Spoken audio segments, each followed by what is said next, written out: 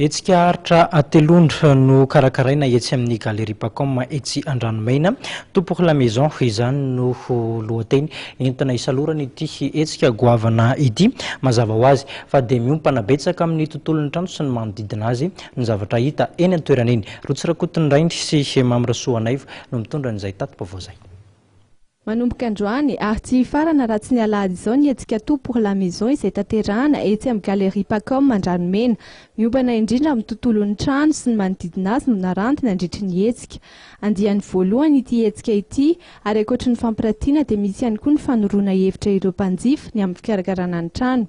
Izy ity zany andiany voalohany tout pour la maison Imo et Déco amin'ity volana novembre ity. Ny tanjonay lehibe zany dia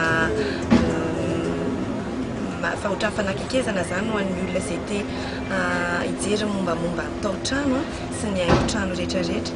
Izany hoe misy ny architecte, décorateur, designer, promotion immobilière koa misy anisan'izany zany vonona daholo zany ireo olona zany miasa ao anatin'izay amaly ny fanontanian'ny olona izay mpanjifa izay andalo aty aminay zany. Dia zay misy ao anatin'izay koa manao animation zay manentana anareo tonga koa zay amin'izay satria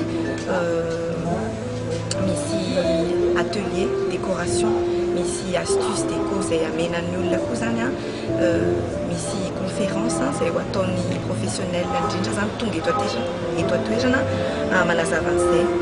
Afaka tsy dia andrehetra ny etsika tout pour la maison ary tsy misy vidim-pidirana izany. Anisany nanampy betsaka ny mpikarakara indrindra teo amin'ny fiaraha-miasa ny orinasa Lafarge.